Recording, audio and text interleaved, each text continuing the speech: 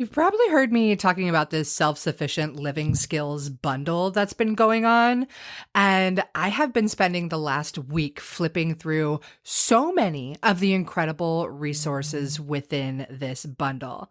Now, I will say there's a lot. There's over 118 different ebooks and courses and lessons sharing incredible wisdom and knowledge with you so you can live off the land and you don't have to rely on this corrupt and broken system for everything for your family.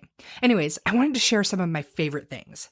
One, first off, is off-grid homeopathy. This course is loaded with so much incredible knowledge, talking about homeopathy for first aid, for colds and flu, how to make your own homeopathic remedies. Like, as an herbalist who loves to teach that stuff, that's pretty exciting to hear it in the homeopathy realm. There's also some incredible fermentation guides, so many other amazing herbal recipes and food recipes, and how to make your own sourdough bread, how to do your own organic gardening and canning of all of your foods. Really, there is so much. And yes, I know. I've talked about it a ton, but this entire bundle is only $50 right now until Sunday, March 24th. I'm sharing my herbal first aid skills, which is a course that's $47 on its own. I'm sharing recipes that I used when I got my products into REI for herbal first aid kits and so much more. You'll have to check it out. I'm serious. Like, you can absolutely change your life with this bundle. So there is a link in the show notes for you, and I hope you check it out. I hope you take advantage. Don't worry, you don't have to go through everything right away. You can access everything for up to a year. Once you're in the course or have the download, it's yours for life. It is a steal of a deal. Okay, self-sufficient living skills bundle in the links for you. Hello and welcome to The Herbalist Path, a podcast where you'll discover how to make your own herbal remedies at home so that you can take better care of yourself, better care of your family, and better care of our planet. I'm Mel. I'm a clinical herbalist, environmental educator, and mountain living mama with this crazy passion for teaching more mamas and their little loves how to use plants as medicine in a safe, effective, and tasty way so that there can be an herbalist in every home. Again, it's an absolute honor to have you on the journey down the herbalist path with me so that together we can make herbalism #spread like wildflowers. Welcome back to another episode on the Herbalist Path. Today's guest is pretty darn exciting to me. Her name is Terri, and she is a woman who's kind of been in my herbal circle for quite a while. And she's now in Apothecary Mama, and she's showing up to all of our live classes and all of our live Q&As and really learning a lot. But the more I've gotten to know Terri, through just connecting and all of those kinds of things, the more I'm fascinated by her and her story and what brought her into the world of herbal medicine. So, Terri, thank you for being here and taking the time to hang out with me and have a chat on this show and share some of your story. So thank you. Thank you so much. I am absolutely honored. I am. Oh. So. That's exciting. Me too. So I'm kind of giddy about it. I want to just hear a little bit about your background. I think what you have shared with me that you do for work or did for work is incredibly valuable in today's world. And I would love to hear about what it is that you did for work. Well, and I'm not working at the moment, but I'm still licensed. But I'm a licensed chemical dependency counselor, and I have worked with all populations from adolescents to adults, both co-ed and then separately adult male and adult female, both residential and outpatient. I've worked every aspect, including co-occurring, which is mental health and substance use problems, with the exception of detox. my husband had that covered, so I don't, so I was good. But I've been doing that. I've been working in the field since December of 93. And began working towards my licensure in 96 and got licensed in 99. So I've been doing this for a few years. Yeah. But yeah, my specialty, what I got kind of pulled into by one of my mentors was specialized women's program, which was pregnant women and women with children. And I don't think it would be a stretch to say that 100% of them have some degree of trauma. But there is just a great deal of trauma working with both male and female. But with the female, the trauma looks different and the support looks entirely different. Yeah. It is very strange to me that people, we're going into my box here, but people are more apt to support men in recovery than they are women. It is very strange that there's more shaming and less support for women. That's sad and interesting. That is, especially the pregnant women and the women with children that are creating our next generation of humanity, which undoubtedly that trauma and all of that carries on to these babies. I honestly have been doing a lot of trauma healing and releasing of things for my own personal self. So what you do is really fascinating to me in many, many ways. I also had a background. I did wilderness therapy with at-risk high school kids for a bit. And what brought me to do that, I loved it. I love that demographic and that age group of kids. And they're going through so much at that time. And more often than not, all of their troubles are rooted with their parents. And other various traumatic life experiences. And so all of this is really, really fascinating to me. And what got me into the world of doing wilderness therapy, one, I love to be outside. Two, I was the kid that needed that. And to be able to come into that world and help these kids was amazing. I'm starting to cry right now, but absolutely. And then digging into that trauma, it goes so deep. So it's so sad that you're finding that women do not get as much support, especially the pregnant moms. And I was actually doing, this is really personal, so I'm not going to go too deep, but I was doing this, a timeline meditation to release some limiting beliefs that are in my subconscious mind about a month or two ago. And I thought for sure I was going to be taken back to first or second grade when Joey said something mean to me or something along those lines. And instead, on this timeline, totally in the subconscious brain, I was taken all the way back to when my mother was in second grade.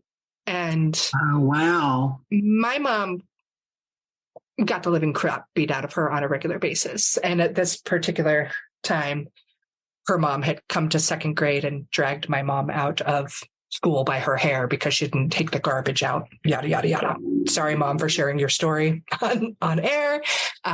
Also, mad props to my mom for coming out of that and not being that mom and for making change, not only within her immediate family and us, and doing parenting much differently than her mom did. But she also went on to work in social work and help abused children and help single parents and all of that stuff. So I totally got sidetracked there. That was just why I love what you do. It's generational. And we don't, it's hard for parents to look and say, okay, yes, I really messed up here.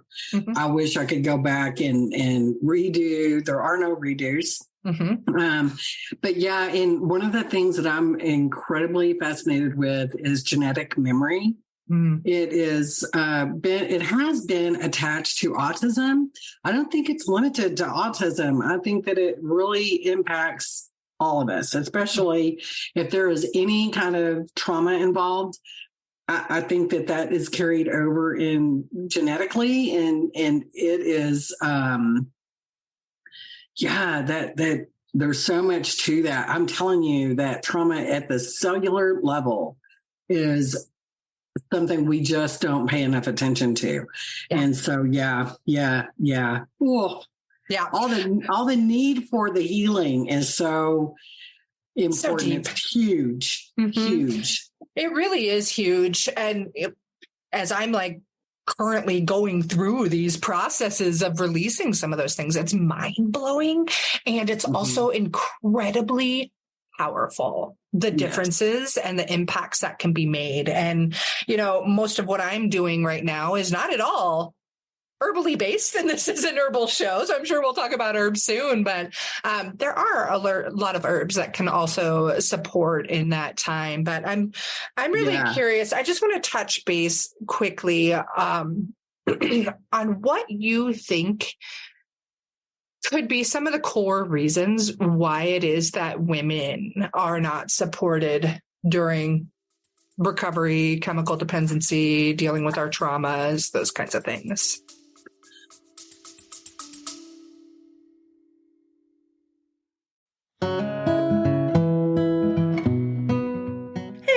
I wanted to take a quick pause to show some love and gratitude to our sponsors of the Herbalist Path podcast, who make this show possible for me and possible for you too.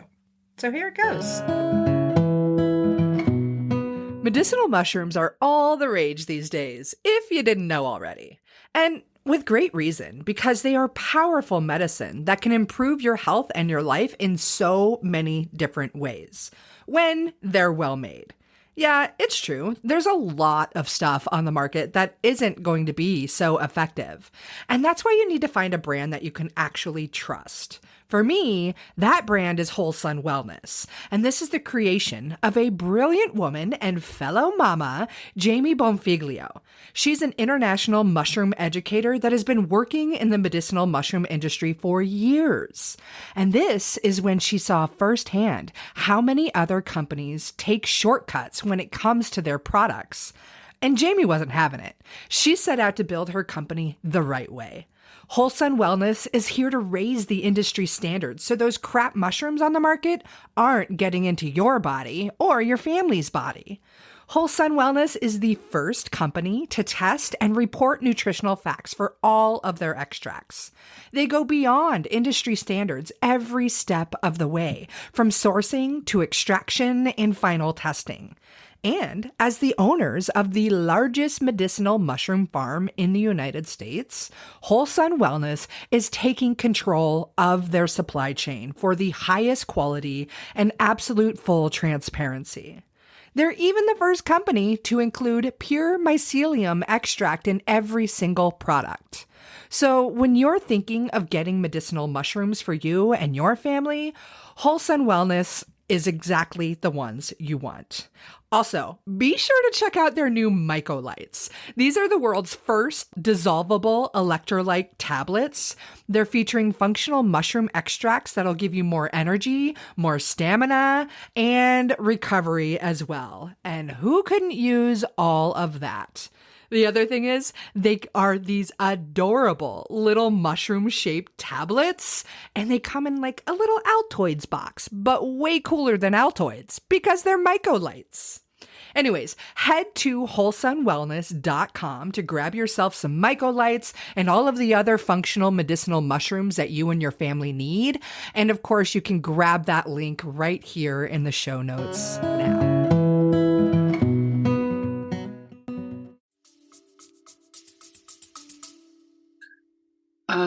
Okay, that's a long list. With women being the moms, there's a certain, even the women who are older, who have already raised their children, and even the women who don't have children, they're still being, looked at in a certain way. Because I think in our society, and I don't think that it's all a negative thing as far as like how we view women, because we do view women as the nurturers, the grounders of our homes. of our families. We are often viewed as the glue. Mm-hmm. And so when and I'm thinking in terms of like traditional generational times, men have always been the ones to go away from the home. They go and they do their providing, they work or do whatever to provide for the families, while the women have always traditionally been the ones to stay home and hold it all together. So now you fast forward to now, and you have women that are using substances or even smoking. Well, gosh, this started back when women started smoking cigarettes. Mm-hmm. The harshness, the way people view that is so much more harsh because of how we've always viewed women in terms of being the one to the stabilizers. And now all of a sudden our stabilizers, our rocks, our glue looks like they're falling apart. Mm-hmm. And our society cannot handle that. Right. And so nor can they support them.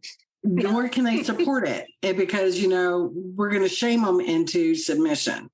So, and that just slipped out, but there it is. Yeah. But then also, and this is what's really so incredibly interesting, we, the women, are the biggest forms of support. And so we are always there. And so a lot of the support that comes with the men that are in treatment or in recovery, the women are the ones that are supporting them because we are the nurturers, because we are the glue. Mm-hmm. We are that rock. And so we do that because we're going to love our kids no matter what. We're going to love our families no matter what. That is true to our nature, I believe. And then men do, they always think in terms of, and this is, I'm just speaking generally, and anybody can step out of these little boxes at any time. This is just, generally. So men are generally the ones that they do one box at a time. I'm going to go work now. So while I'm at work, I can't deal with this other stuff. Where women are the ones that we are, we're homeschooling, we're prepping meals, we're doing all those things. We're the emotional support for everybody. Exactly. That's exactly. It's like, let me check the fever. Let me do it. So we do those things, and that's who we are. And I believe that we are absolutely designed that way. And I think that that's amazing and beautiful. But we're the worst enemies of each other sometimes. Mm-hmm. And in this case, women are the harshest judgers of other women. And it's hard to look at. And I think a lot of it has to do with the fact that it makes us feel vulnerable. When we see women falling apart, I think that at some point, at some level, we begin to look at that and think, God, that could be me. Mm. And so I think that is a piece of it. It's just a piece. I don't think that that's all of it. But then also that traditional mindset of who we are supposed to be as women comes into play. And so I think it's women judge women harder. And then, of course, men also judge women. And so you have all of these people looking at these women falling apart, and their support system falls apart. Then you bring in kids. And I think if anybody looks at themselves or thinks about this honestly, when kids are involved, we all get involved. We all start having an opinion. Because I think by nature, we as human beings want to protect the young. That is men and women. That is just who we are, and as a being. And thankfully, that is true. I for the most part. So when you have children involved, pregnant or already born children, then you have a certain way of looking at that. People begin to look at that in a different way. It's like, how dare you do that to those kids? Yep. And so that happens, and that happens a lot. And then you have these women who have trauma issues, who then have this guilt and shame issue attached to it, who now don't know what to do. And then I'm telling you, this is like a vicious, horrible cycle. Women get into this lifestyle, or they, or born into it, or whatever happens, and then children become involved. And the amount of shame and guilt attached to that is just amplified tenfold. It is horrible. These women, it's like they begin to feel better and feel like there's some hope. And then suddenly they're having to deal with the after effects or the aftershock with their children because of how their kids have been affected. And then that shame and guilt is just amplified again and again and again. Mm-hmm. So holding on to women in recovery is it's incredibly important for generational purposes. It's incredibly important to find support and structure for women so that they can maintain that recovery, because that is not an easy process when you're dealing with the ongoing aftershocks. Because unfortunately, our society has for some reason, men have stepped away a lot from families and have left women standing alone. And that is very unfortunate, because they are just as important to the family as the women are. And but that has placed way more responsibility and stress on women. Mm-hmm. So yeah, it's very unfortunate. And then I've also worked with domestic violence. And so there, you look at that and that is absolutely involved when you have substances. That's a whole nother form of trauma. Yeah. Which also affects the children. That was a long way of saying these people really need, and when I say these people, I mean our society at large, but the individuals that are seeking recovery or seeking to escape that world really need as much support for that recovery process as possible. And I think, and gosh, here you go with the herbs, because every time we start talking about herbs, I can't help but think in that counselor mindset and think, oh my gosh, this could be so helpful. Oh my gosh, I wish there was a way we could incorporate. And so, and especially with our pregnant women, because so often doctors would be saying, oh, here, you can take this medicine, you can take that medicine. And I'd be like, did they talk anything about dietary needs? Did they, my mind would go there. And it's really difficult because my entire career I've worked with not-for-profit. Mm-hmm. And so finances are incredibly limited. Mm-hmm. So that has been a huge challenge. But so every time we're talking about these herbs, especially, the one class that we were talking about the moms,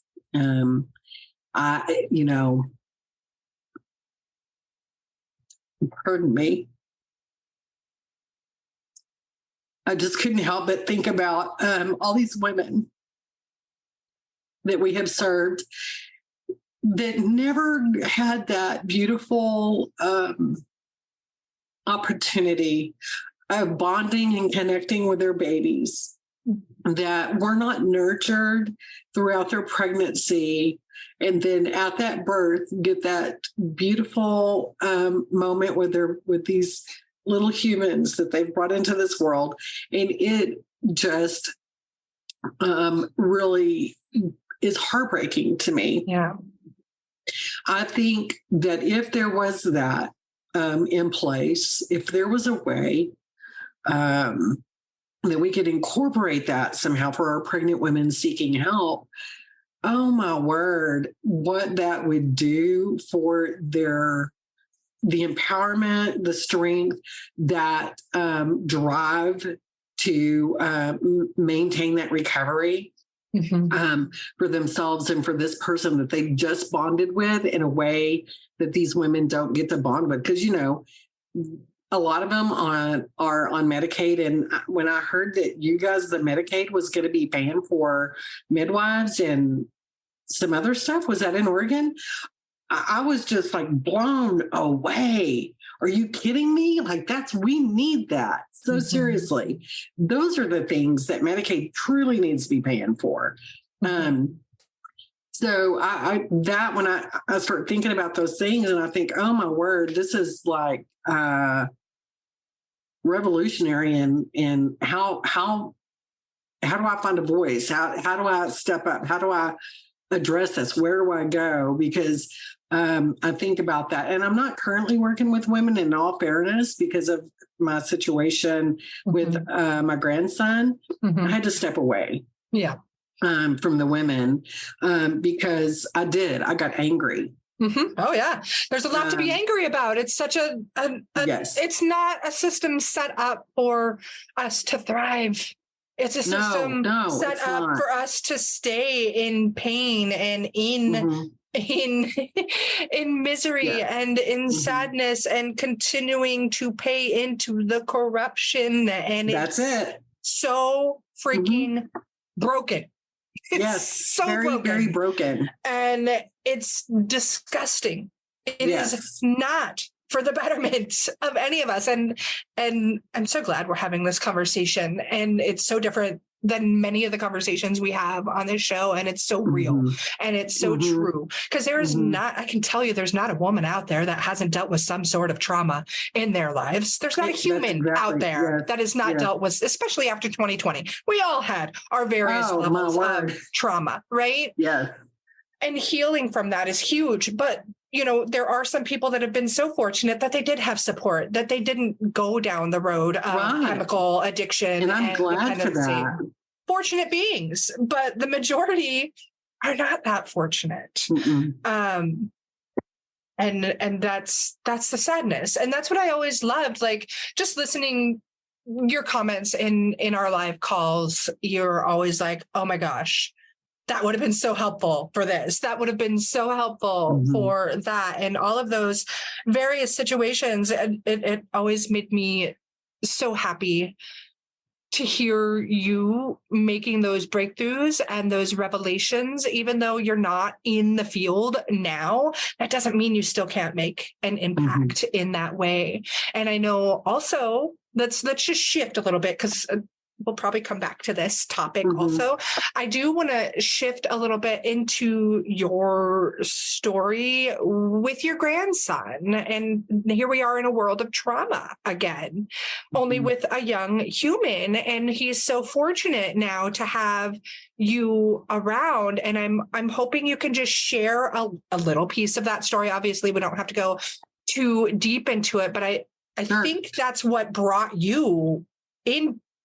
I'm not sure where you got your start in herbalism, but I think that might have been a piece of what brought you to Apothecary Mama. It is. Originally, I started with herbalism because I ended up having medical problems in 94 that ultimately resulted in a complete hysterectomy. So I wasn't able to have kids.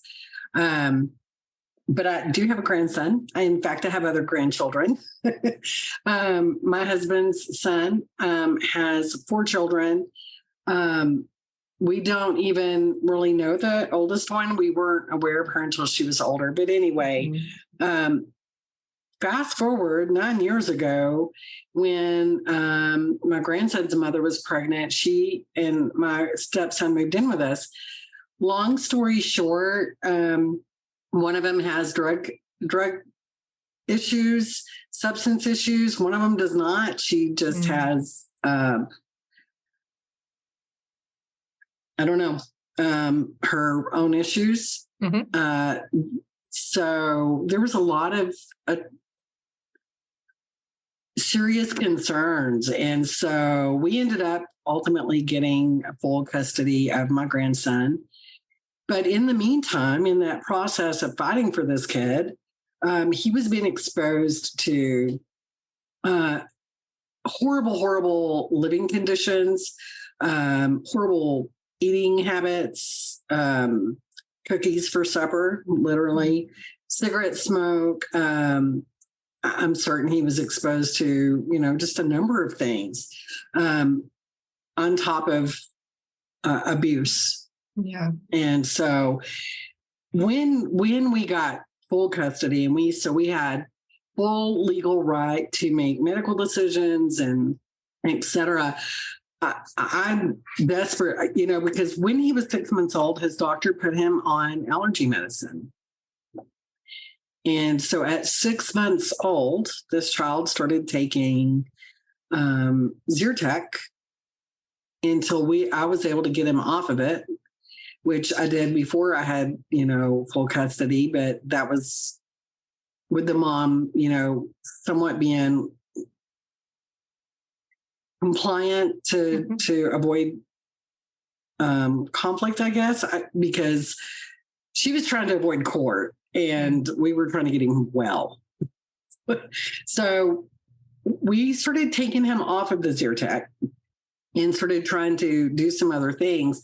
And I really started trying to learn more about herbs, like what can I do for this little person? Because I'm telling you, this is where fear truly kicked in for me, because it was one thing for me to look at herbs for myself, but now we're talking about a little bitty person. Different world. And I just started getting almost paralyzed. No, I did get paralyzed. I just got paralyzed with fear, and I thought, I can't possibly do it. So I just started trying to dive in and learn as much as I could and I was still working full time and, and then away from home and all this. So it was just really chaotic and crazy. So, and a little bit about my background. I've been trying to do this since 94 and something always comes up. Of course, working 60 hours a week, or, that has a way of taking its toll and keeping you from getting involved in things. But so I really, when I started learning a little more, I just started small. Also used, some essential oils. I was very cautious with that because, again, very worried. I didn't want to, I'm like, guys, don't let me. I just was constantly praying, don't let me do more damage than good to this child. Let me, please help me. So anyway, so whenever I found apothecaries, before Apothecary Mama, it was one of your workshops. I took a couple of classes and I'm like, oh my gosh, I love Mel. I'm going to get in there. So I did. So I then all of a sudden this Apothecary Mama thing came up and I went, oh my gosh. Where was I 9 years ago? Exactly. Yeah. So since then, my first thing that I did, which I had done before, but probably not like I do now, definitely not like I do now, is I started making fire cider. And now I do chamomile teas. We do splashes of different herbs or spices with our foods. The neatest thing is this kiddo he participates in what goes in his fire cider. He participates in what kind of, like when we sit down to eat dinner, it's like he gets to pick, we're like smelling. And when he was little bitty, it was always, I want to smell. So he wanted to smell. He always wanted to smell. So we're talking like before he could even speak, while we were smelling things, we were doing some stuff. But now he gets to pick what herbs or what spices he wants on his food, what goes in his fire cider, his favorite teas. Chamomile is his thing right now. He does have a thing for clove, but very little. He kind of likes ginger, but just a little. But he loves cinnamon. We're fixing to introduce some cardamom. We're doing some things like that. And so now whenever I'm in here and, I made some Essiac tea for my husband, that also nearly froze me into paralysis because I was just, I've got to do this right because this man needs to heal. And so I was kind of petrified about that. And so I read, and then I read more, and then I read, and then I read more. And then finally got the nerve to get the herbs and do the blend. And so now I'm making it that we're on month 3 of making the Essiac. So I'm like, okay, he's still breathing. I'm good. Yeah. So, and now after today's Q&A, you know about the nettle root. So when you were talking about that, I'm like, oh my gosh, this is why I was supposed to be here. This is why I'm supposed to be here. Because it's like I learned these pieces and And the most important thing, I think, for me, because, and this is all trauma related, right, is seriously lacking self-confidence, or recognizing that I am capable of doing what the next herbalist is capable of doing. And I'm just now starting to call myself an herbalist. I'm like, I know my grandson does. He says, he's like, I'm so glad my Mimi's an herbalist. And I'm like, oh my gosh, I am. So Aww, it's really neat to, yeah, I love that. And so, and it's really funny because he'll tell me he learns and he smells the herbs, and, like we talk about what they smell like. And he loves Tulsi. So does my girl. I'm telling you, I'm like, so do I. I'm like, oh my gosh, where was this whenever I was a kid? So right. It's just, I love it. And then, so we smell herbs together. We talk about them. And then I said, you're going to be you're an herbalist too, right? You know this, right? He goes, well, I'll be an herbalist, but that's not what I'm going to do. And I went, okay, that's fine. You don't have to do it. You can be an herbalist and still do other stuff. Totally. So yeah. So he's, we do some things like, we wild harvest some stuff out of our yard. We wild harvest some dandelion leaves. I try to leave the flowers for our pollinators, and then whenever there's more, but we've been kind of lacking due to no rain. So dandelion leaves. What else? Purslane, and clovers. Yeah. Of course. I love that. You're an herbalist already, bud. Yeah. My daughter's your age too, and she's an herbalist too. So she'll be 10 in July, and she loves Tulsi. Chamomile is like her best friend. She also, you love chamomile too? Yeah. That's my favorite. Yeah, it's her favorite too. Yeah. Why is chamomile your favorite?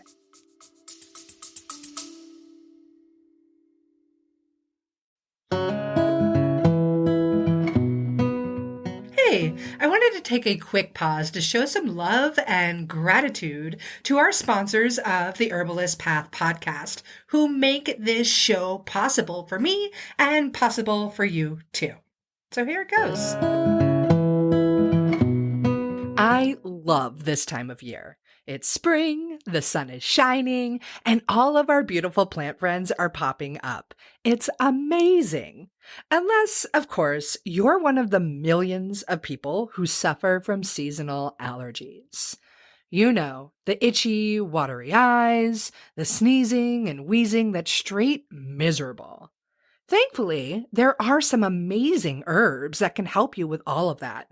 Just like the herbs inside of Kick-Ass Allergy from Wish Garden Herbs, one of my absolute favorite herbal companies out there. Kick-Ass Allergy, yes, I said ask without the K at the end. Anyways, this formula has yerba santa, nettles, echinacea for that immune support, and orange peels, all which come together to help dry up those excessive mucosal secretions. Yep, I'm talking about the sniffles and the stuffy nose, the watery eyes, and all that jazz. This blend also acts as a great expectorant and can help ease the swelling and inflammation in those mucosal tissues. It is a top go-to for seasonal allergies. And get this, they combine all those beautiful herbs with glycerin, so it actually tastes pretty darn good. Or should I say, it tastes kick-ass, without the K at the end. Anyways, if allergy season is miserable for you and you want a natural remedy that actually works for those itchy eyes and being all sneezy and wheezy, you have got to check out Wish Garden Herbs Kick-Ass Allergy. And for those of you with the little kiddos, no sweat, they've got a kick-it allergy too. And you pregnant mamas? You don't have to suffer either. They've got a kick-ass allergy formula just for you. So head over to wishgardenherbs.com or check out the link in the show notes and go grab yourself some kick-ass allergy so you can enjoy spring again.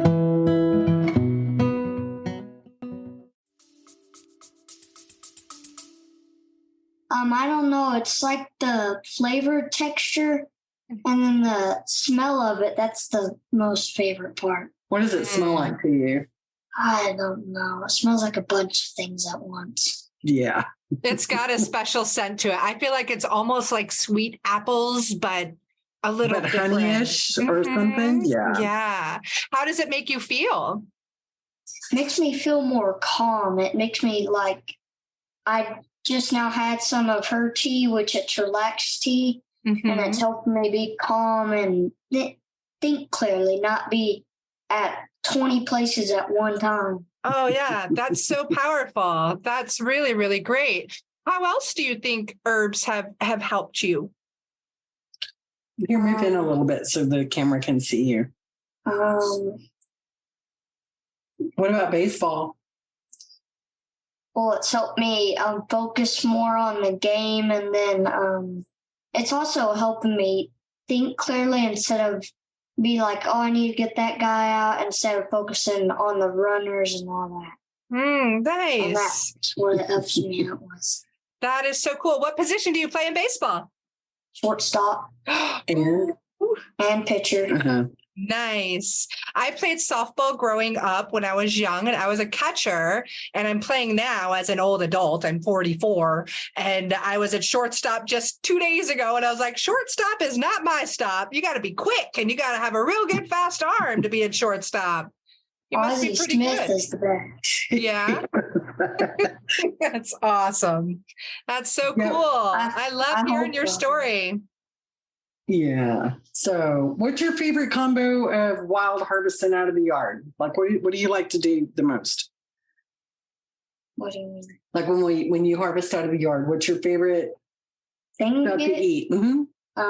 Purslane and clover. Nice. And then clover and dandelion. Do you like to eat the little pieces of the red clover flowers, or they're so sweet like honey? It's actually the little four-leaf clovers. Oh, yeah. He gets the clovers and wraps them in a dandelion leaf and then pops it in his mouth and eats it. Awesome. That is so nourishing. That's so good. My daughter, so we have wood sorrel, like our little clovers in the woods. And since my little girl was 1.5, toddling around, she always in the spring is running to eat those. And they're her favorite too. You guys should hang out. Maybe one day we'll travel to Texas, or you'll travel to Oregon, and we can get you guys together and play. It would be better for us to go to Oregon. There's very little probably. So. I bet if you came to Oregon, it would blow your mind. I could actually. I would probably not want to leave. No, you wouldn't. I would also get you guys a ride, especially that little man in a snowcat, up to the top of Mount Hood. Ooh, wow! Talk about unforgettable. He always if there's ever a threat of snow around here, this kid is like at the window waiting for it to snow. It's so cool. It's just it's a rarity around here. So what a sweet kid. I'm so grateful that he has you. Thank you. Okay. Tell her about the fruit bowl. Okay. Tell me about the fruit bowl. Yeah. You can tell her about the fruit. He makes his own little lunch, and he combines all kinds of different stuff, like different fruits and berries. Get rid of the turkey. Yeah. So we're trying to get rid of that, and then we're done with the meat. Yeah, you won't be eating meat anymore at all. Yeah. I didn't want to. So he does the fruits, and he makes his own little combinations of stuff, which is fruits and nuts and berries, and usually. Okay. So cool. Nice. Thank you. Oh, that was great. I'm so happy that he has you. If only all of the kids growing up in that kind of situation could have someone like you to come help them. Yeah. You know? It's I can't it to me, I don't. It's sad because I learned that the Texas law does not support families that are trying to step in, especially grandparents have zero rights. And so it was a 4-year legal battle, and it took it out of us, really. So we, again, with the herbs, it was like we had to keep our strength up. Like we had to really find a way to take care of ourselves without pharmaceuticals. See, I want to be careful about what I say. Mm-hmm. But we just had to find a way to really take care of ourselves without, taking a bunch of a pill for this, a pill for that. And, chemical dependency. And even things, I listen to soapbox. Sorry, you might want to. Please, I love it. Edit this out if you need to. I can appreciate other people's views on these things. I really can, but pharma is one of my soapboxes, and you're in my classes. Sorry to cut you off, but I think just quickly, my piece before I let you really go on a roll. You've been in my classes long enough to know that I absolutely believe that there are necessary times for pharmaceuticals. And again, it's corrupt as can be. Now the floor is yours. And that's where because I agree. There are some life-saving special things that are thankfully they're there. Mm-hmm. But it is absolutely my soapbox whenever I hear the long list of side effects and the individuals that I've worked with over the years that have to take this med for this side effect, this med for that side effect. And it is one medication to treat one thing turns into 10 medications. And it is, so anyway, I'm going to leave that one there. Yeah. We just wanted to be able to take care of ourselves and, try to get through the stress. So what herbs did you turn to keep your vitality and energy strong and to support the nerves during, I know what court battles are like and custody battles. They are not easy. They get really ugly. Yeah. And they really get ugly when nobody wants to deal with. Anyway, I am probably not the easiest person in the world to deal with because I will not surrender easily whenever it comes to protecting the child. Strong? You're strong? You speak up for what's right? I had no choice but to be. It was like, oh my gosh. And I can't tell you how many times I when we would come home that I would just literally bawl and just feel like it was just dark. Yeah. So I really didn't have any. I was mentally spent. Yeah. So I would just go and buy blends that were already blended either in the grocery store, which I know that is probably not the best, but they've got some good blends in there. Yeah. So I'd go and get blends from the grocery store. There's, one lady, I only knew of this one person, and she had just a few blends and that was it. It was more like stones and other stuff like that in her shop, but I think she's expanded some. And so I was just stretching. I was just like whatever. And so I did go. There's a pharmacy here. It's this is irony here. It's a pharmacy. Mm-hmm. But then within that pharmacy, they have herbs, which just like it used to be. Right. And so I found that to be really interesting. So I would go in there sometime and look for things. And I got milk thistle because I did know that the liver will stress affects the liver and the liver affects the entire body. Mm-hmm. So there was some milk thistle. I think I tried dandelion coffee. I did some things. I always wanted to try. I did not like the dandelion coffee. I will be really clear about that one. Right. So I wanted to find other ways to use the dandelion. I want to throw dandelion in my salads now. That's what I want to do with dandelion. But I think they're beautiful. I think they're here for a reason, and I want to utilize them. So we just did. I piecemealed it.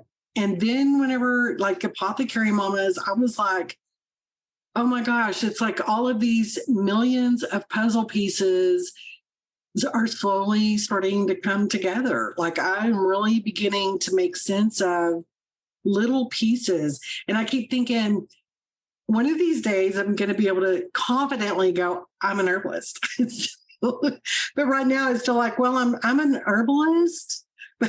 So, on that piece, it took me 15, 20 years to really say it. I was already running a successful product line. I had my own herbal apothecary, and I'm like, can I call myself an herbalist yet? I know that is hilarious. Isn't it? Like it took, I'm like, why? Well, I think for me, it was because a lot of the teachers I learned from are freaking brilliant, and they've been doing it for 40 years more than me. One of my greatest teachers, Paul Bergner, who had always emphasized, he's like, well, I've been doing this for 40 years, and I figure I have about 90 more to go before I am a master herbalist. And so that was always here. And I had a lot of imposter syndrome, honestly, a lot of I learned from doctors and medical herbalists and really, truly brilliant people. Not to say that I'm not brilliant. Also, I'm an intelligent being, but I had inner subconscious blocks saying, oh, you're not good enough to call yourself an herbalist. What? I am a really good herbalist, And so I had to, it even took me having a conversation with one of my dear friends who is a naturopath. Her name's Dr. Orna Isaacson, and she used to run one of the herbal programs at the naturopathic college that I was at every year. And I would be there with my product line, and she would talk about me and my products alongside Herb Farm, alongside Oregon's Wild Harvest, alongside Eclectic Institute, the biggest herbal companies. And she's like, and there's Mountain Mel's. And I'm like, oh, me? And so, but I still had this oh, but I'm just this little herbalist, right? And this is just my own issues, right? But then as I started stepping out more as a teacher, I've been teaching for over a decade in small community classes. But as I come out more and more, no, I do have a lot of knowledge to share with people far beyond typical internet and social media herbalism. And I was having a conversation with Orna, and I had always had this, who am I to teach this when my friends are doctors and this and that? And I was like, Orna, I can't. And she was one of the people that came up the most in my brain, right? I just feel like, who am I to be teaching this? And she was like, Mel, you have been doing this. You have put in the work. You have studied for hours upon hours and years, and you have run an herbal product line. You have run an herbal apothecary. You have taught people for years. She had me teach at the naturopathic college. You are a mom. You are who needs to be doing this. And I was like, you have it. Yes. Thank you. Thank you for helping me get through my crap. But anyways, an herbalist comes in so many different fashions. Your boy there is an herbalist. You, Terri, are an herbalist. And we herbalists are in so many different shapes and sizes. If you are using plant medicine, you are an herbalist. Does that mean you're going to start working with people clinically or working to heal your community? I might need a little more education. Right. But yeah, it's a interesting. Yeah. And just the amount of, once I posted that question about the Albizia julibrissin, because I can't wait. I'm so excited to make my first tincture. Yay! And especially using the beautiful blooms from my own beautiful tree. I love her. And I've always, when the first time I was able to smell I don't remember the smell as a kid. Yeah. And then one night I was sitting out back after, she finally got a full bloom. I was like, where's that smell coming from? I could not believe. And then I walked up and I said, oh my goodness, I never knew. And so I was already in love with her, but oh my goodness, I love her. She's so beautiful. And my grandson has been climbing her since he was able to walk. I love that. He climbs it. And it's really funny because I have a picture of him Actually, it's a video of him being up there. And I was asking him, what are you doing? And he starts telling me, he's like, get up here, get up here. I'm like, no. And then he hugs her. And I'm like, oh, I love that, because I'm like, I love him. I love him. He is such a sweet kid. Oh, I love that too. Like we talked about in today's class, like as you're talking about this tree, it brings me happiness and joy. Yes. And I don't have an albizia tree in my yard, but I do know, like when I was going through clinical herb school, I would walk around the communities in Portland, and there were always a lot of the trees, and I would take the blossoms and just feather them on my cheeks. And it would just give me that bubbly, joyous sense of happiness that I'm getting, hearing about your grandson hugging that tree and knowing that you're going to make this incredible tincture. I'm like, oh, send me some. I know, I will. And it's really funny because it's like, I don't know why Art Deco always brings to my mind of these little blooms. Like, I think Art Deco, for whatever reason, I don't know. I'm older than you, so it's like a little. It's really funny. You're more wise than I. Well, I don't know, but it's like, the amount of, I had posted that question because I started thinking the blooms are so delicate, and the amount of digging and reading. And then also, this is one of the things. Okay, so here I go. One of the things, there's so many, Mel, but one of the things that I've really gained from you is the confidence to know whenever I'm reading, if I have to go searching somewhere on the internet, I almost immediately I'm able to now go, oh, whatever, close. And then some of them where I'm able to read and a little more and go, okay, that's still a little not too, that would be like me posting something out there, giving somebody advice. And it's like, no, not it. So anyway, I'm really learning where to go, because that was one of my initial issues, was that where are the resources, especially when we're stuck out here in the middle of nowhere with, we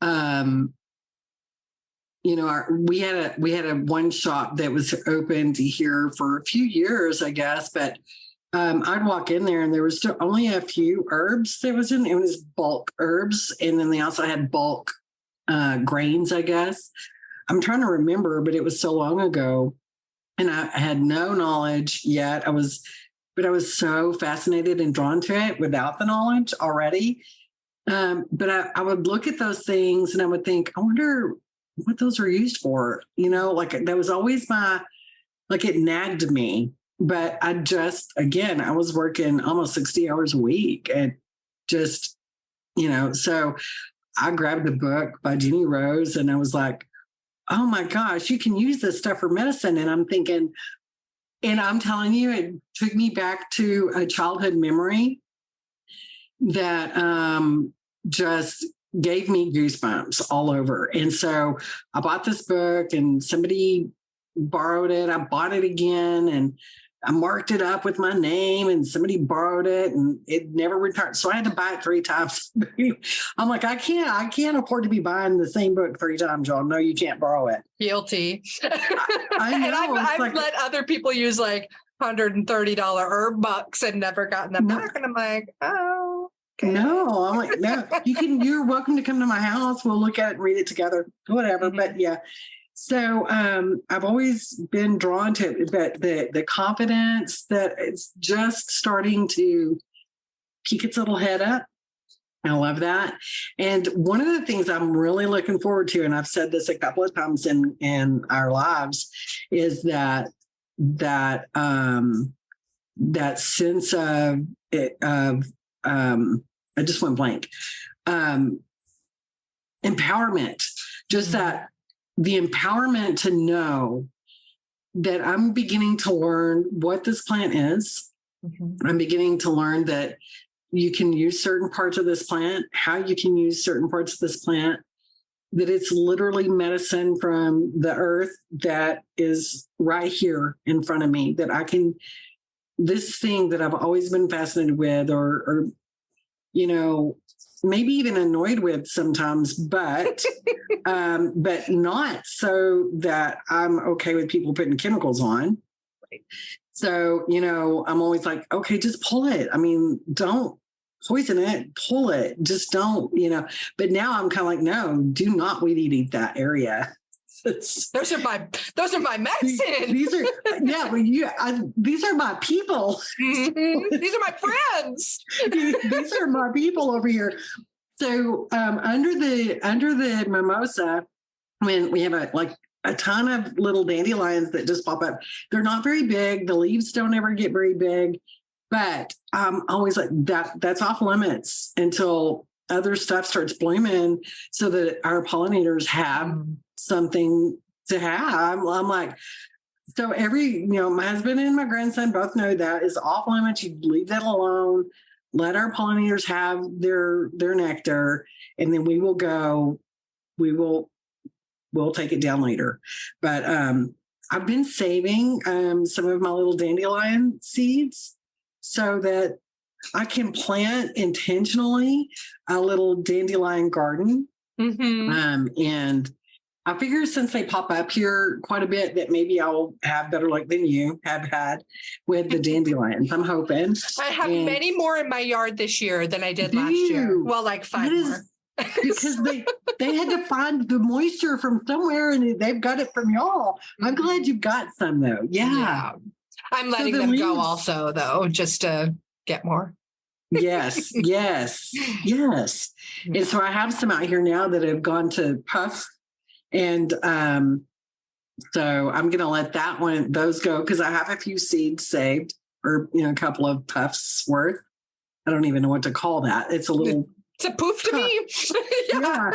So I've saved the seeds from that. But so even thinking that way, and which I always have, I guess, since I was a kid, but then I got too busy and it wasn't important to those around me. And so, in fact, I've been accused of, don't you think you're taking this a little too far?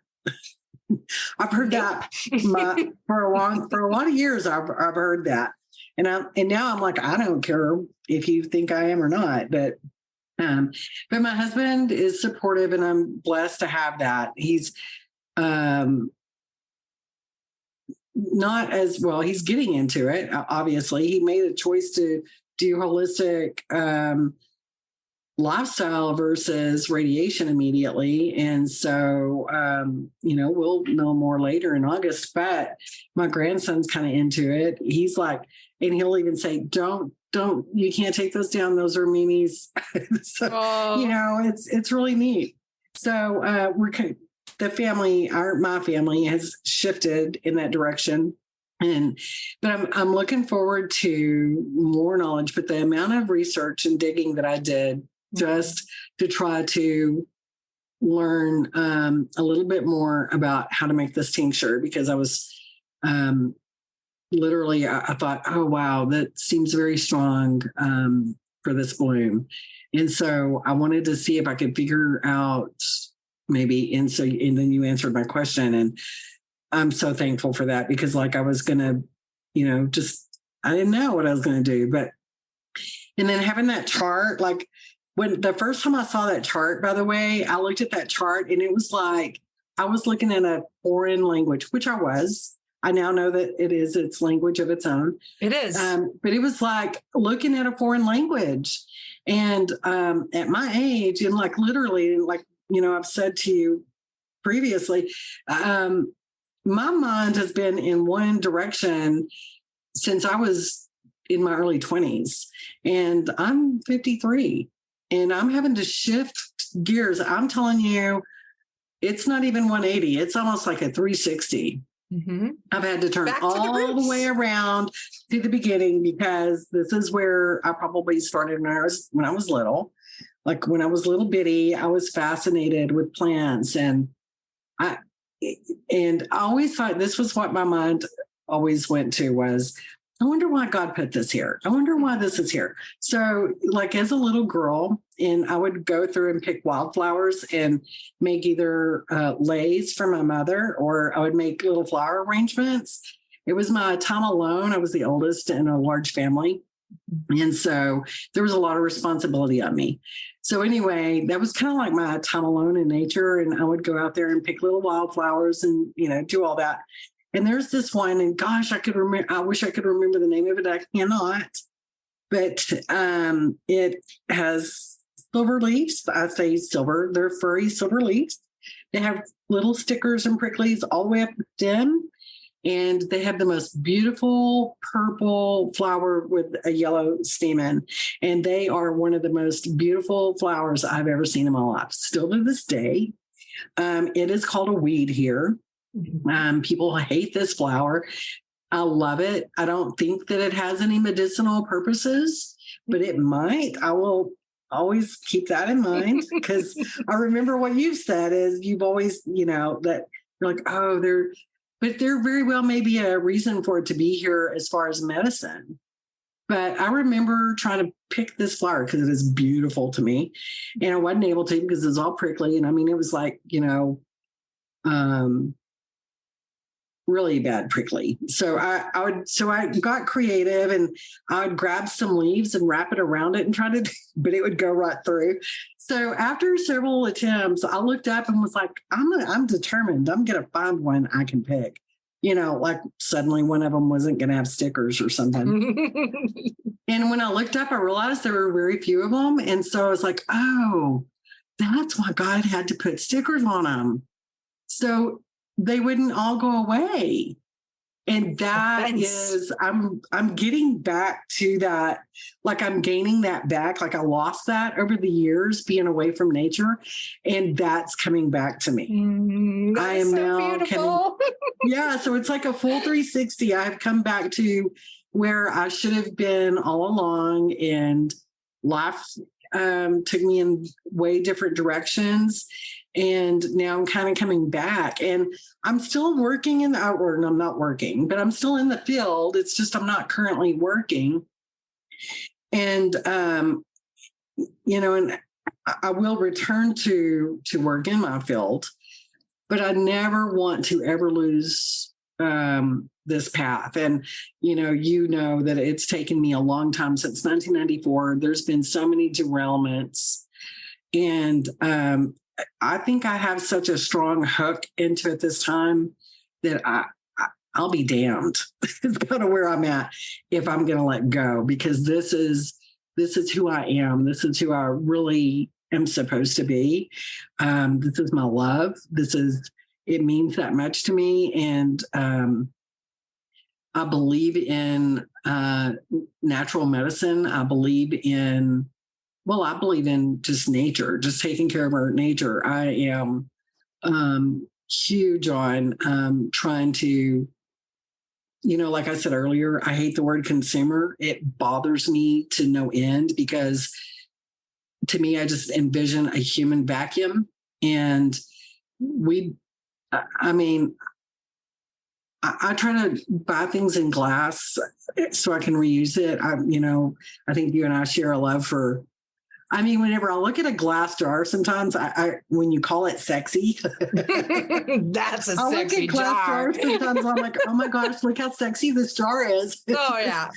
Yeah. So, I love that thing. And so just trying in my family, trying to move into that with me is making me happy, because I just, I would prefer to not use paper plates. I would rather, wash the dish. It is not that complicated.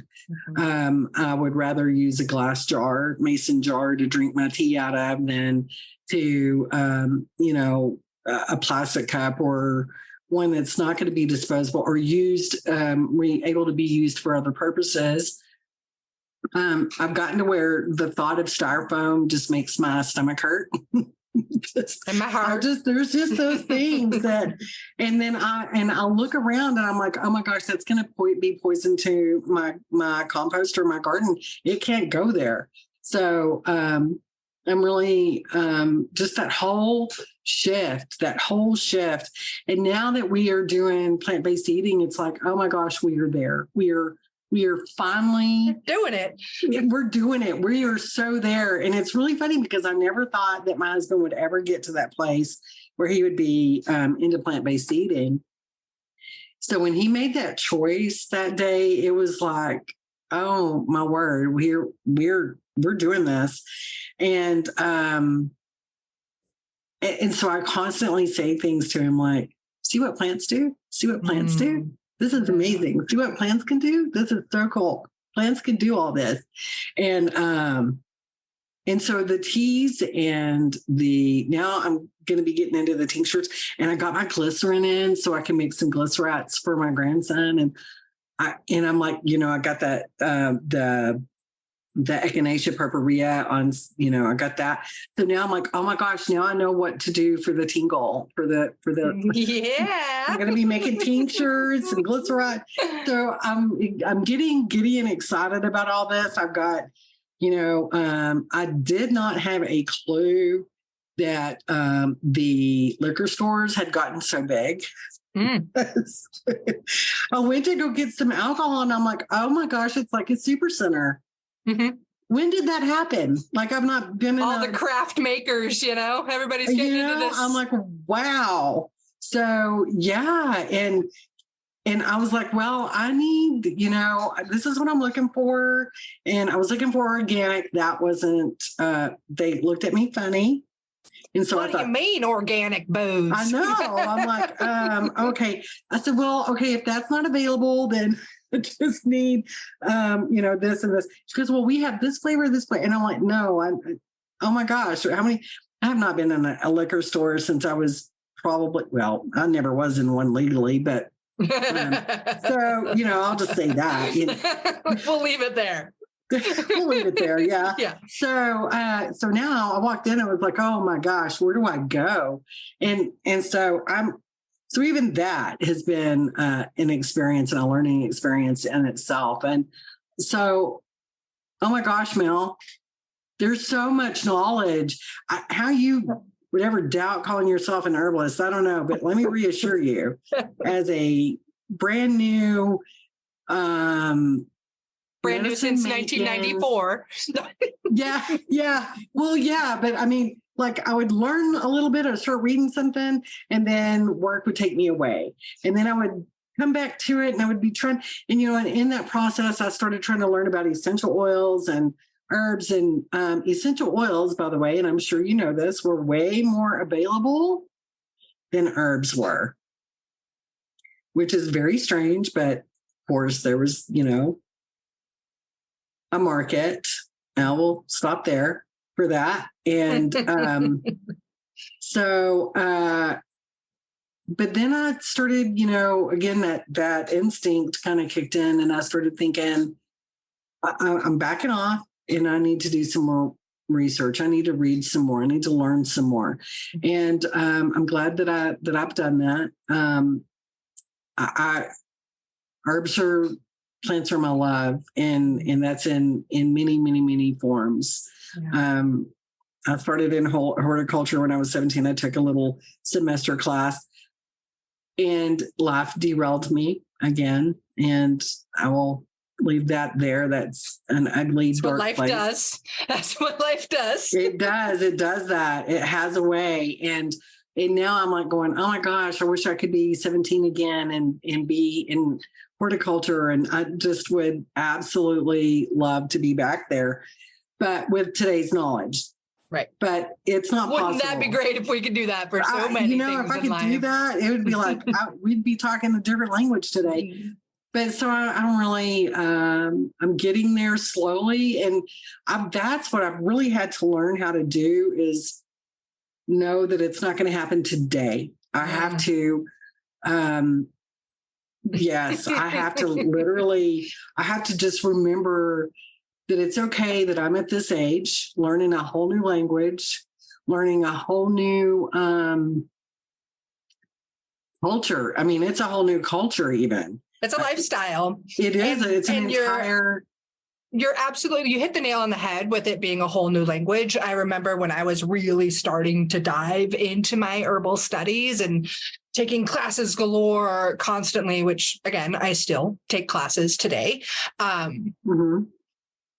I remember specifically saying, I'm learning an entirely new language because I wasn't raised on this. I magically went down that path in whatever way, shape, or form. I had no idea when I started learning this that it was going to become what I am today. I had no idea. And it's funny when you talked about getting into horticulture at the age of 17, I worked in landscaping when I was 16 and 17 because I wanted to be outside and I wanted to be with the plants. And like, I did that and I did car washes because I love cars. And fascinating the way I got into horticulture because I wanted to learn how to grow the prettiest marijuana plant. I'll be real honest about that. I mean, I live in Oregon, Terri. So, I mean, I know. And here it's not legal. So I thought, well, maybe I better not go down that road. But then too, what powerful medicine that plant is. It is. It has an incredible, powerful medicine. And ironically, working in the field I work in, I am not against cannabis as a form of medication. In fact, I advocate for that. And I think it is incredibly underutilized as well as hemp. I've just learned so much about the hemp plant too and how it works with drawing toxins out of the soil. Yeah. Are you kidding me? It would be so much better. Why? Because the right people don't profit off of it. That's correct. And we are aware now that our water protection has now been reduced. Yes. For a few big companies to profit off of. And it just so happens that the pharmaceutical industry is one of the world's biggest polluters of our water systems. What could be happening? Sorry. I know. Yep. There you go. And I could that I'm sure I'm turning red. I can feel it because that is, it's infuriating. It is. It really, truly is. What can we do? We can change ourselves. We can change our families.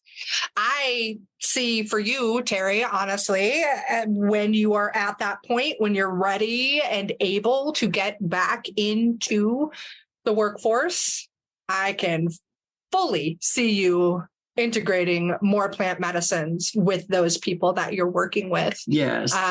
And I think that's absolutely amazing. And I thank you for that. It is needed. It is absolutely needed, especially where you are, and especially with those demographics of people. So again, it's always brought so much to my heart to have you in the classes, and the many times I've heard you say, that would have been so great to know when I was doing this. That would have been so great to know when I was helping this person or that person. And now you do know. And you also understand the value of good research and how much time that does take. I think a lot of people, including myself, we all do want that instant fix. We want the instant fix, whether it's in a pill form or just boom, now I have all the knowledge, because I mean, who doesn't have Google at their hands? I want all the knowledge too instantly. Like if I could take all the books that I have behind me and just make them go boop. I know. I wish I could too. That's it. I'm like, oh no, I want this. It's like, I feel like Pac-Man. I want to just munch it up and like take it in. Mm-hmm. Yeah. And you do. And that's where this is life's work. You know, you're still young. You're only 53. See, I love that. Thank you. I'm glad you said it that way, because it's like I've got all these years left to learn and I can incorporate this. And look at how you're incorporating it into your grandson's life now. Yes. Did you see how he came over and talked about herbs? I know. Did you see that? I did. He just told me he's good. He said he just can't. He told me I'm gonna go move my strawberries in. Oh, I love him. Because the wind is kicking up, and so he knows that the strawberries don't like the wind, so he's moving the strawberries in. What a sweet kid. I feel blessed that I have the, I guess, the foresight to know that it's going to be incredibly important to give him this information and knowledge. Absolutely. My mother didn't have it. My grandmother passed away when my mother was 5. And so that got lost. Yeah. And so, yeah, it's very important to me to, and I always say, going back to my roots, because I know that my ancestors, I'm Irish and Native American, and I know my ancestors used herbs. I have no question about that. Every one of ours did. Yeah. So it's like, herbs are so important. I mean, that's where everything began. I'll say that. Yeah. See, I gotta be really careful not to go onto that soapbox, but that's where everything began, was with plants and plant medicine. For sure. From the very beginning. Absolutely. It's only been the past 150, 200 years that this knowledge and wisdom has not been passed down to generation to generation, with grand intention from the powers that be, that were like, hey, let us profit heavily and suppress the empowerment and wisdom of the common people. Wouldn't that be great? No. And then also, we'll look at that. And then also too, just seeing, I'm learning too, because, being new to homeschool, learning more about that stuff, some of the intentions. We have really done a lot as a nation or society. I don't think it's just here, to separate and divide families. Yeah. And in that process, we have lost that knowledge. It has not been passed down. It's just incredibly sad, because there's so many different ways that the family has been so negatively impacted. And I'm telling you, learning how to grow food. See, I say that, but you already know this. Learning how to grow food, how to make medicine from our plants, to how to, one of the things, and this keeps coming to my mind, I have to say this, and I'm probably rolling in circles here, but one of the things that constantly comes to my mind is the old wives' tales. Oh, it's just an old wives' tale. No, there's truth to this, but we added that somewhere along the way, old wives' tale, to minimize or to discredit, negate. Yeah. And it's like, no, there's truth to what we've been told, and we need to go back to those old wives' tales, because those are old wives' tales. Right. And wives are brilliant. That's correct. We are the nurturers and the caretakers. That is correct. And so I think about that terminology all the time, and how it was used to, negate, but when in fact it should have been doing the opposite. Oh, really? Tell me about that then. Yeah. Tell me this wisdom you have. Yeah. Terri, I love this, and I could talk to you for days and days and days, and I hope to. I really do. I'll be around. I'm either going to travel through Texas, or you're going to come to Oregon, or something along those lines. But we should wrap up this episode. And before we do, I want to ask you 2 questions. Okay. Number 1, if you could pick one, what's the one herb you would pick, and why? Oh, mercy. Let me think. This is such a tough question. Oh, okay. See, several have run through my head. Okay.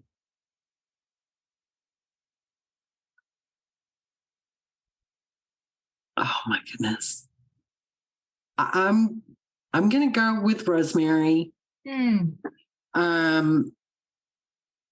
wait. I'm gonna go with.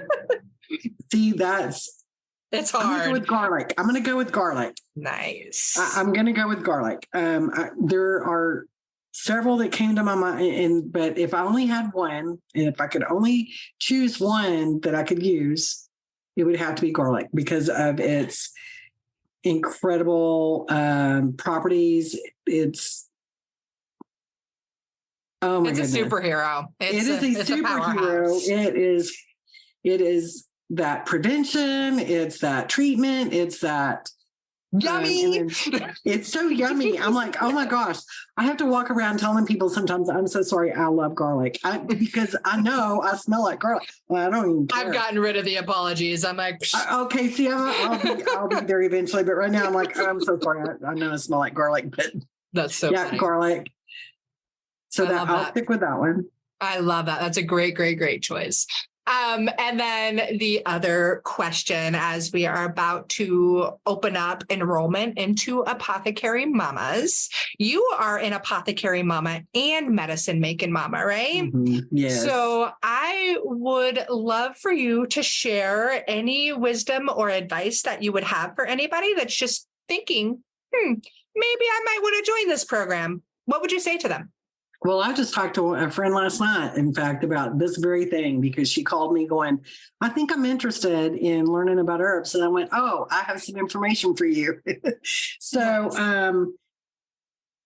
for the Apothecary Mamas, I would say just learning that there are some solutions, learning some, the recipes. Oh my gosh, Mel, thank you so much. Your information that you are so openly sharing is just a godsend for me, because it gives me a place to start, especially because I'm new. I don't have the knowledge and I trust you. And so it's like, okay, I have a place to start while I'm learning. Mm-hmm. And that is so incredibly helpful. That is just literally a godsend for me.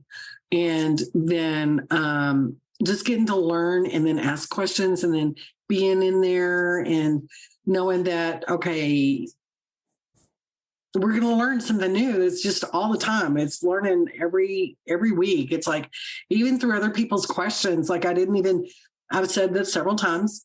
Gosh, I didn't even know I had that question until you answer it or until someone else asks. And it's like, oh yeah, that is one of my questions. So it is just incredibly helpful for me to be around other people that are still trying to learn. Some are farther advanced than me. Some are right there with me. And, but it's good. I feel at home where everybody can kind of talk about, what are you guys doing with this? Or how would you guys do that? I love that. I absolutely love that. And then the medicine making, which, because I think I skipped crawling and went to running. I'm not sure how that happened, but I want it all now. I want it right now. I'm like, oh my gosh, that's where I want to be. And I'm going to run as fast as I can to it. So, I love the Apothecary Mamas because it's kind of like that. There's milk and meat. Yeah. And so there's the milk, the softer, gentler information that is more kind of spoon-fed, I guess. I'm trying to use terminology that makes sense to people that don't speak herb geek. Herb geek speak is important speak. I love that. I do. I love it. I'm beginning to have a little bit of that. But you're picking up some melisms. I love the Apothecary Mamas because of it's smaller doses. It's that information that you need to get to the meat. The meat to me is the medicine making. Mm-hmm. And so, and not that the other isn't medicine, isn't meat, because it is, but in my mind, I've got the two little compartments, which really are not two little compartments, but we'll just go with that. They're so huge that like my head just went out into a huge wheel with a million sparks. But then the medicine making is kind of like, holy cow, oh my gosh, I'm now diving in. And so the Apothecary Mamas helps prepare. gives you knowledge, extremely important knowledge. I mean, I've always thought this, but whenever you said it and I learned it, and I can't remember the lady, but I do remember taking the note, when not all fevers need to be broken, some need to be supported. And the first time I heard you say that, I went, holy cow, I've been right. Like, are you kidding me? Like that. So validation, empowerment, support, like a hand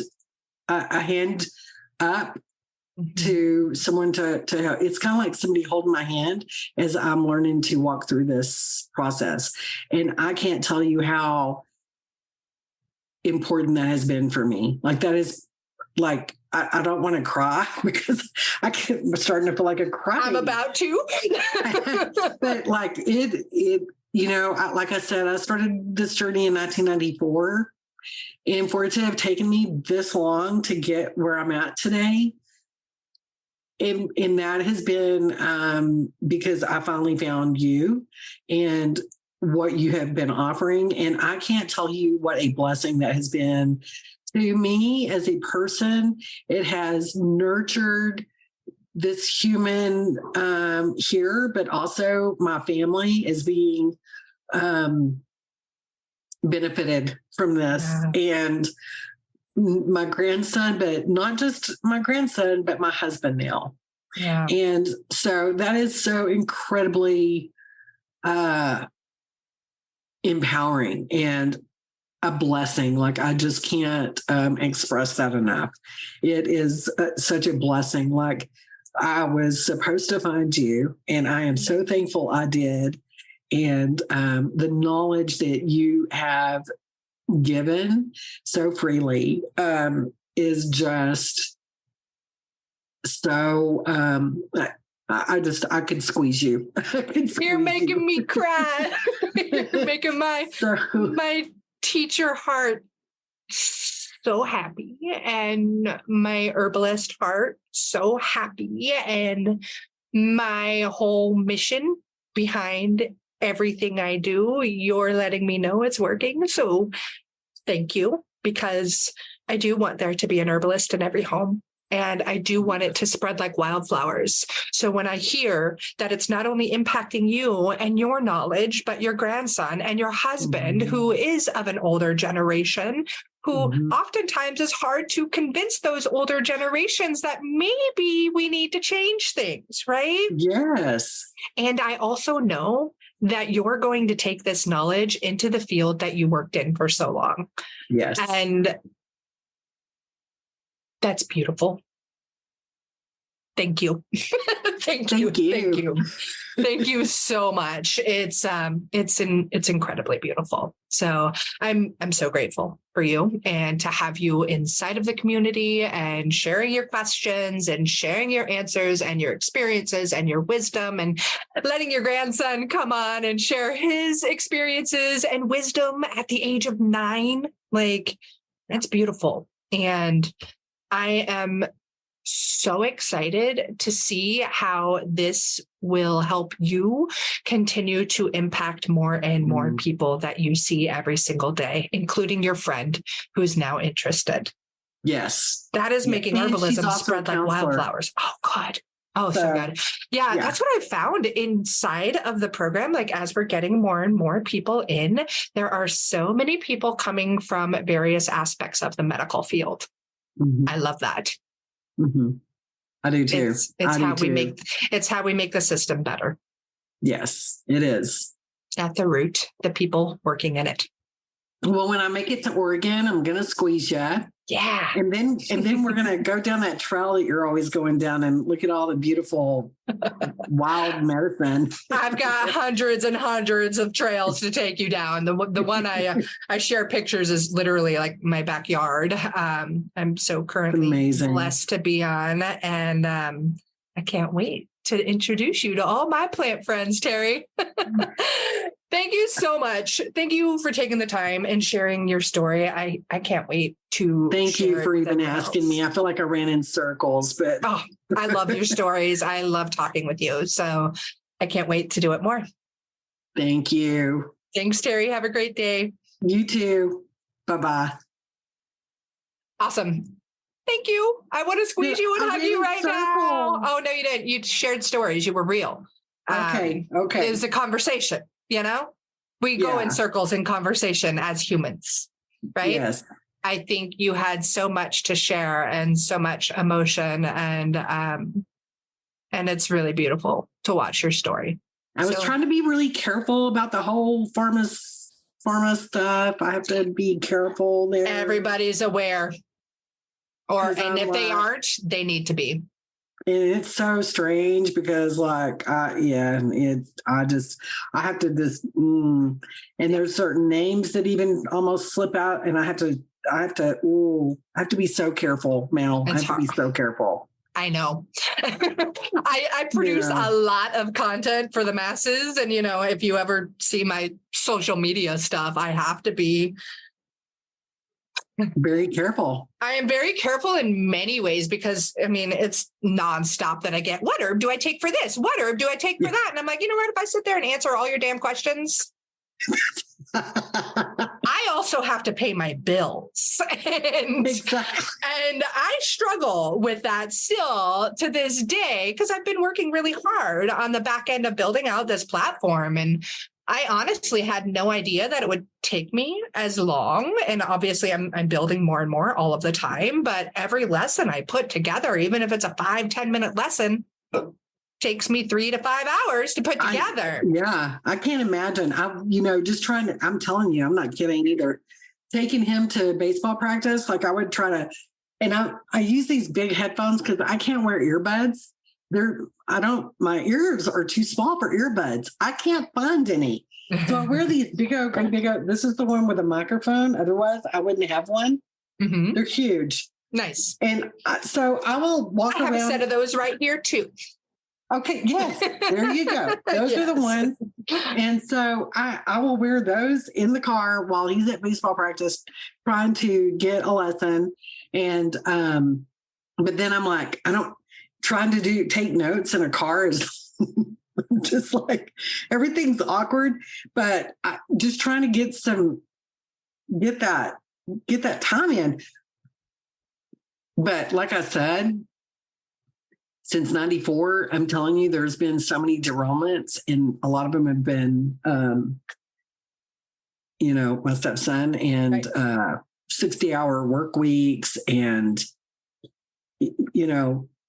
coming in at midnight, eating whatever I could find in the fridge, go to bed, get up and go to work the next day and do it all over again.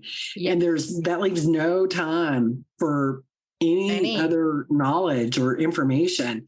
And so it's almost like this whole, because I stopped working specifically because we got full custody of him. So I'm like, we've got to shift gears. I got to figure this out. We've got to, whatever.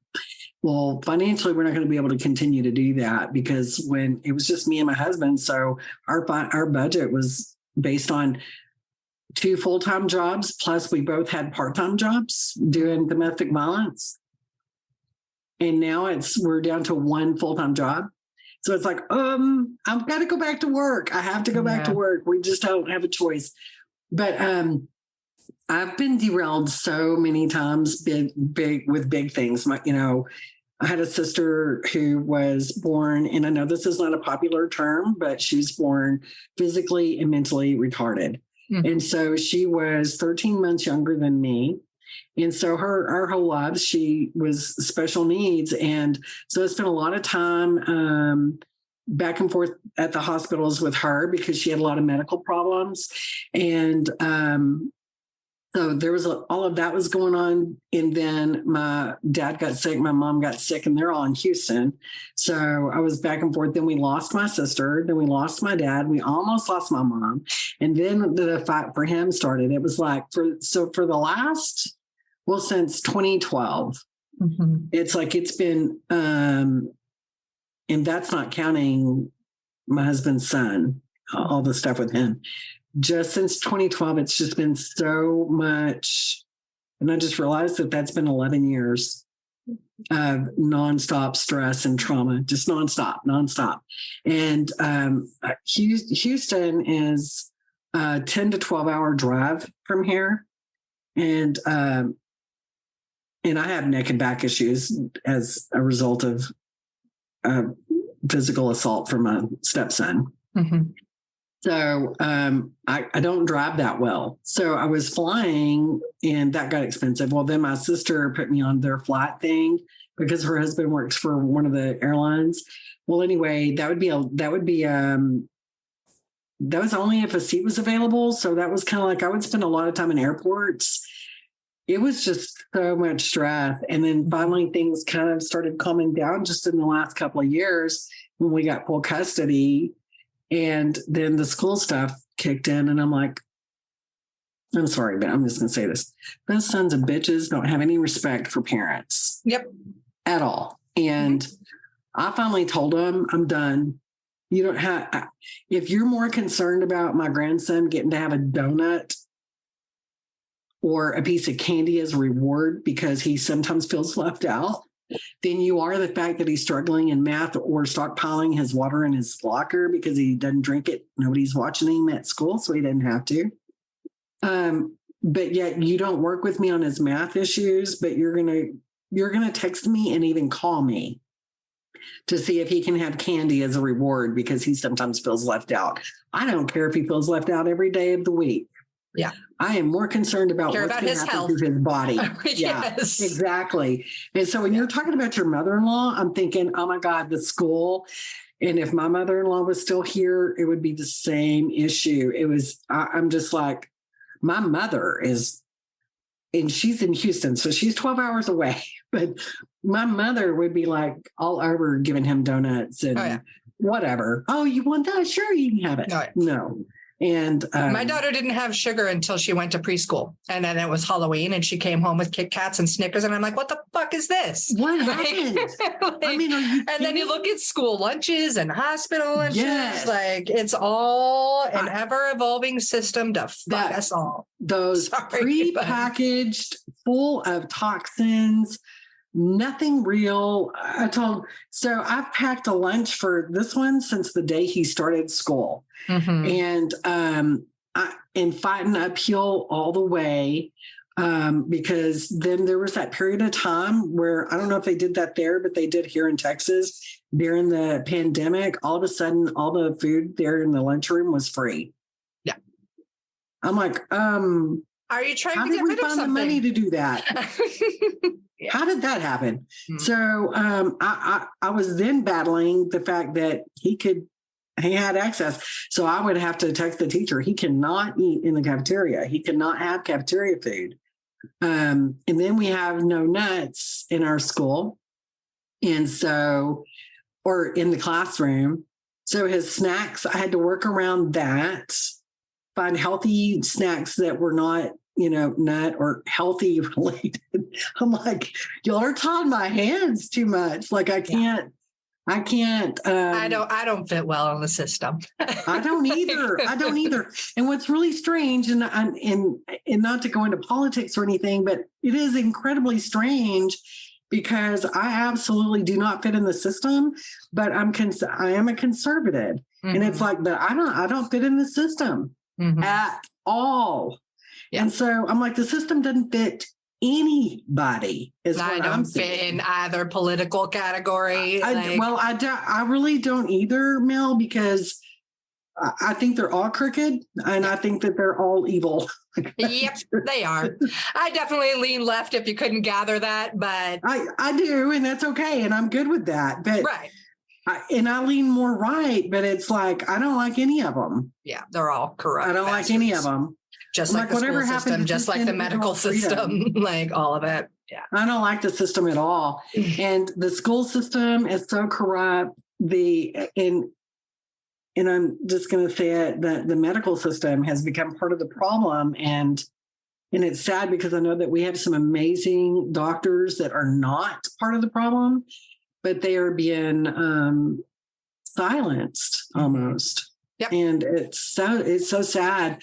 So when I see like was like, remember I was telling you about the naturopath that we saw when we had COVID? Because I thought we were going to die literally, but I refused to go to the hospital because I just knew they had put I'm like, I'm not, they're going to put us on that regimen that is killing everybody, and I'm not doing it. I'm just not going to do it.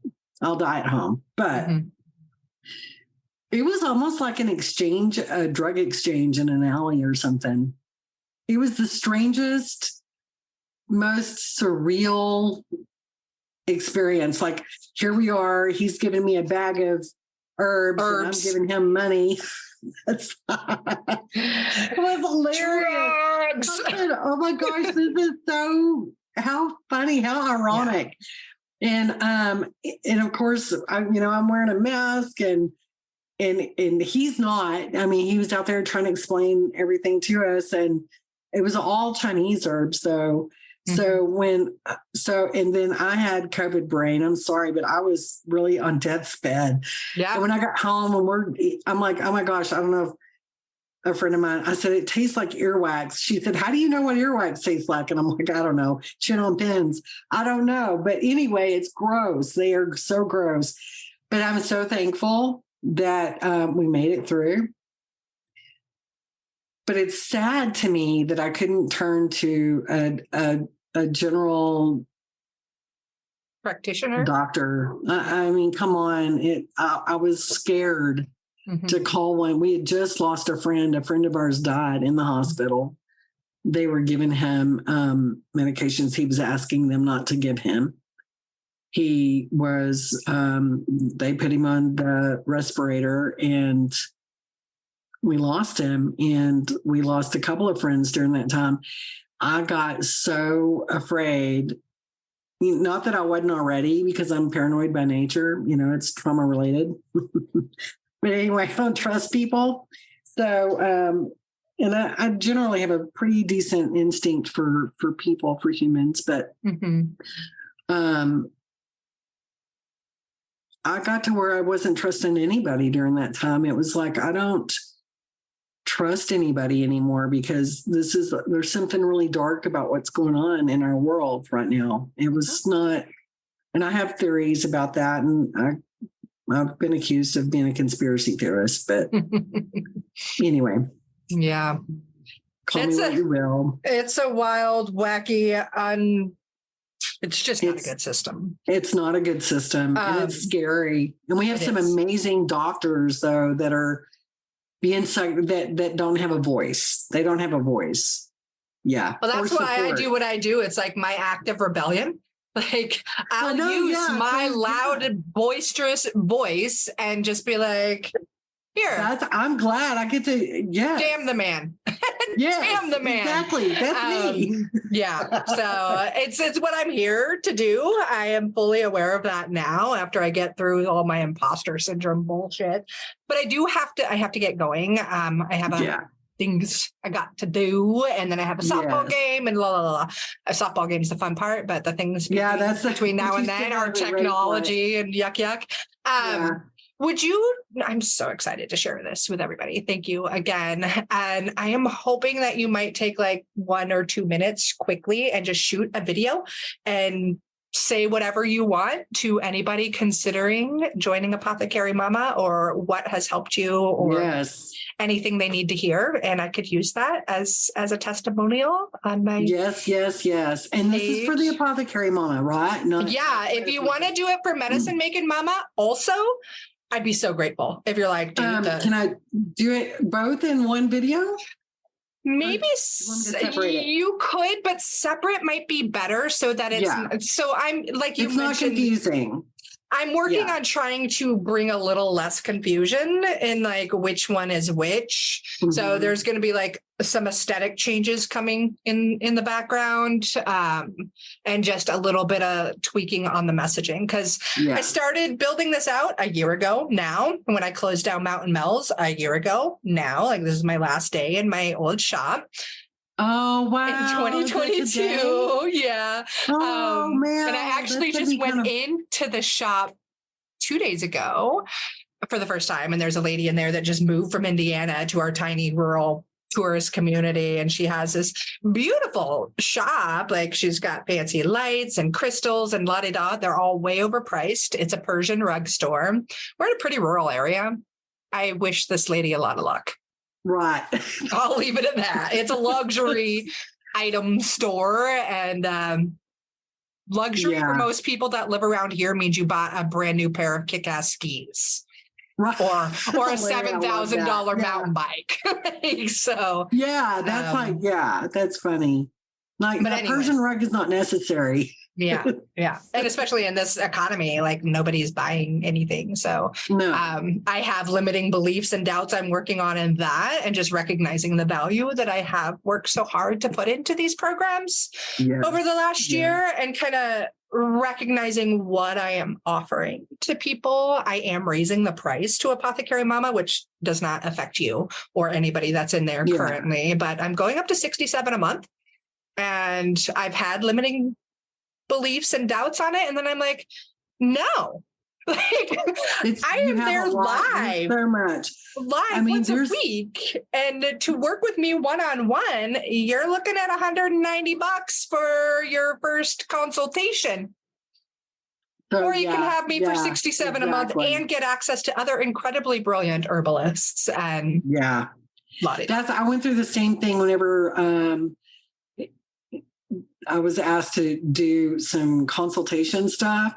And when I started looking at the kind of the overall pricing or whatever that was being charged, it was $75 an hour. It's now $135. Yeah. But I started looking, I'm like going, oh my God, that is way too much. Of course, I come from the world of not-for-profit. So it's like, I've not been making any money. Right. I haven't been making money in years, Terri. I don't even make money now as I have what I'm building. Like, I pay my team to help me. And I'm like, that's got to shift. I need to That's got to shift. Like, I deserve to make great money doing what I'm doing. So, and it's too much information for you not to. I mean, I agree. Yeah, I agree. Yeah. I think that you deserve it. Thank you. Yes. And I'm going to continue to put lots of love and attention and time into it. So I do got to go. I want to chat with you forever and ever. Yeah. And if you could record. I will. Quick. Do I just send it to the email? Or you can send it through email. You could probably send it to me through Messenger also. Oh, okay. Okay. Yeah, I'll do that. If Messenger doesn't work, just anything simple on your phone. Again, doesn't have to be fancy. It just has to be real. That's all. That's okay. I will do that. Yeah. Thank you so much, Terri. Thanks, Mel. You made my day. I woke up in a bad mood. You made my day. You just fixed I it. hope you have a good one. Bye. Bye.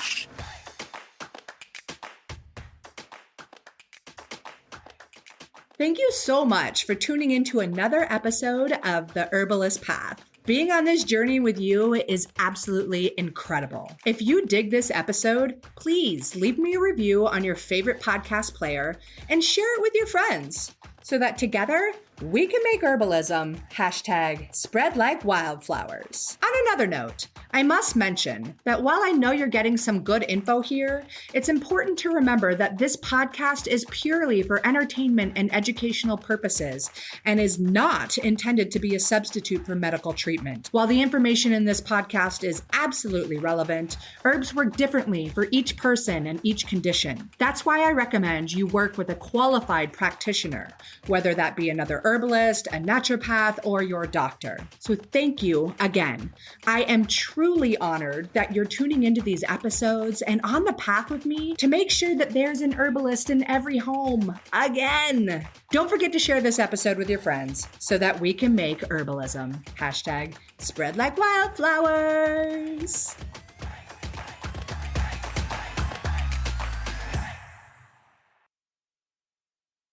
It has been so much fun and so, joyous watching all of my medicinal plant friends popping up in my garden, from the elecampane to the comfrey and the arnica. I love seeing these friends pop up. And if you are still trying to decide what to grow in your medicinal herb garden, you've got to grab my guide. It's all about the most essential herbs that every mom should know and should grow. So I teach you how to grow them and the many different ways that you can use them. If you want to grab the guide, go ahead. It's free, and I'm pretty sure you're going to get a lot of delight and use out of it. And there's a link to it in the show notes. I'm wishing you tons of happy medicine planting.